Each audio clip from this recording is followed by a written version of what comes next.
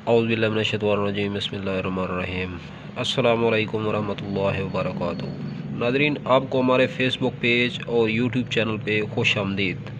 तो बात कर लेते हैं आज थोड़ा एलर्जी, खांसी, नज़ला, ज़ुकाम, डस्ट एलर्जी, पोलन एलर्जी, इसके बारे में और इसके जो क्योर हैं और इसका जो इलाज है, क्या इसका मुस्तकिल इलाज है या नहीं है। एलर्जी का, डस्ट एलर्जी का, खांसी आना, बार बार बलगम आना, बार बार रेशा आना, या आपकी पसलियों के अंदर जो है बलगम का फंस जाना, या आपकी नाक में सूजन का आ जाना, या आपकी नाक के अंदर वर्म का आ जाना, तो शदीद खांसी, शदीद बलगम।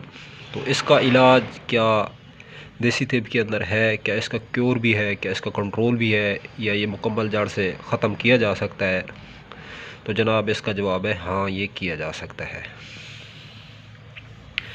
तो थोड़ा अज्जा की तरफ गौर करें बग़ैर टाइम ज़ाया किए। जो है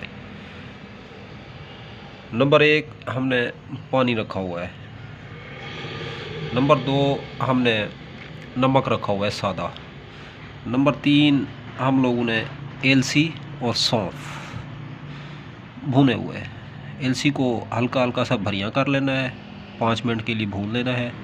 भुनने के बाद जो है इसके अंदर सौंफ डाल के इसको ग्राइंड कर लें बस। तो नाज़रीन, ये पानी रखा हुआ है। पानी के अंदर सुबह के टाइम जो है नमक डाल के, ये नमक 1 चम्मच नमक 1 गिलास पानी इसके अंदर डाल के इसको उबाल लेना है। उबालने के बाद ये जब हल्का नीम गर्म हो जाए, हल्का गर्म, तो फिर इसको नाक के दोनों नथनों के अंदर डाल के सुबह के टाइम आप लोगों ने वॉश करना है नाक को अच्छे तरीके से। नाक को साफ़ करना है नमक वाले पानी से। सुबह, दोपहर और शाम सोते वक्त, जिस टाइम ग़िज़ा का इख्तिताम किया जाए, सोते वक्त सिर्फ नाज़रीन नाक को धोना है। नाक के अंदर जो हड्डी बड़ी हुई है, नाक के अंदर जो वरम है, हाँ, इस पानी के अंदर आप लोगों ने आधा चम्मच सरसों का ऐल भी डाल देना है, क्योंकि खुश्की करेगा अंदर, फिर साइड इफ़ेक्ट पैदा ना हो। नाज़रीन वरम जैसे ही उतरेगा नाक का, तो आपका जो नज़ला है, आपका जो ज़ुकाम है, नोज़ के अंदर जो इतनी हद तक जो है वरम आ चुका है, ये उतरना शुरू हो जाएगा और आप वापसी जो है आप पुरानी कंडीशन पे आना शुरू हो जाएंगे। तो ये जो एलसी पड़ी हुई है, एलसी हल्की सी भून लेनी है। भूनने के बाद इसके अंदर सौंफ डाल लेने हैं। सौंफ डालने के बाद इसके अंदर हल्की सी चीनी डाल दें, मीठा थोड़ा सा। 1 चम्मच सुबह, 1 चम्मच दोपहर, 1 चम्मच शाम गर्म पानी से लेना है। और इस दौरान दूध और दूध से बनी हुई तमाम तर प्रोडक्ट आप लोगों ने तर्क कर देनी है इस इलाज के दौरान। तो नंबर 2 पे आ जाए, रीठा ले लें।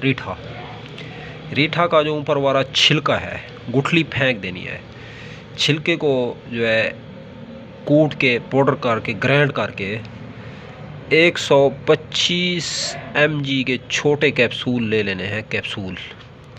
कैप्सूल भर लेने हैं। बड़ा बंदा है मसलन 20 साल, 18 साल, तो 1 कैप्सूल सिर्फ दिन में 1 मरतबा देना है रीठे का।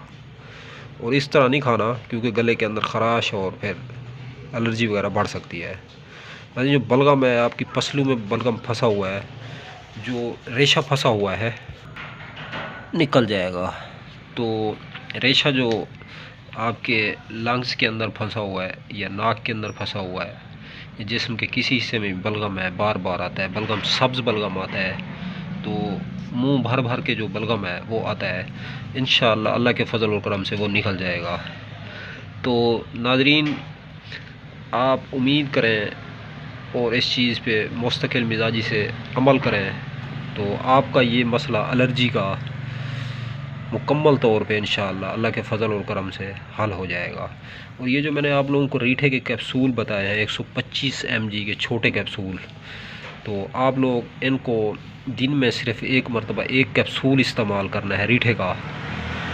और आप लोग जो है इसको तकरीबन 4 से 5 दिन या सिर्फ 7 दिन हद, इसके अलावा ज़्यादा दिन नहीं खाना, क्योंकि ये फिर जिस्म के अंदर साइड इफ़ेक्ट पैदा करेगा, आपको नुकसान देगा।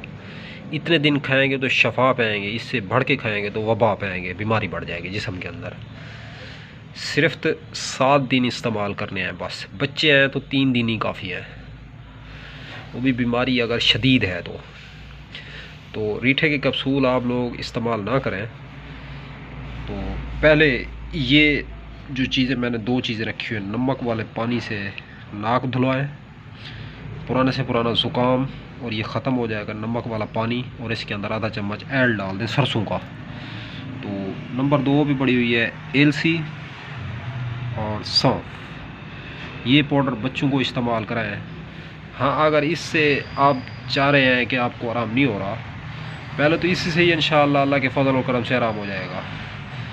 तो उसके बाद आप लोग रीठे के जो कैप्सूल हैं 125 mg का एक भरा हुआ कैप्सूल आप लोग खाएं। बच्चा है तो आधा कैप्सूल भरना है, अगर बड़ा है तो पूरा कैप्सूल। मिकदार सिर्फ 7 दिन तक इस्तेमाल करना है, 7 दिन से ज़्यादा नहीं इस्तेमाल करना है। तो नाज़रीन, अब तक के लिए इतना ही। तब तक के लिए अपना भी ख्याल रखें और अपने इस यूट्यूब चैनल का भी। मिलते हैं इंशाल्लाह किसी नई से नई वीडियोज़ के साथ। किसी किस्म का कोई मशवरा करना है या कोई दवा ख़रीद करना चाहते हैं आप लोग, तो उसके लिए कॉन्टैक्ट नंबर नोट फरमा लें, 0309 990 2851। अब तक के लिए इतना ही। तब तक के लिए अपना भी ख्याल रखें और अपने इस यूट्यूब चैनल का भी। अल्लाह निगहबान।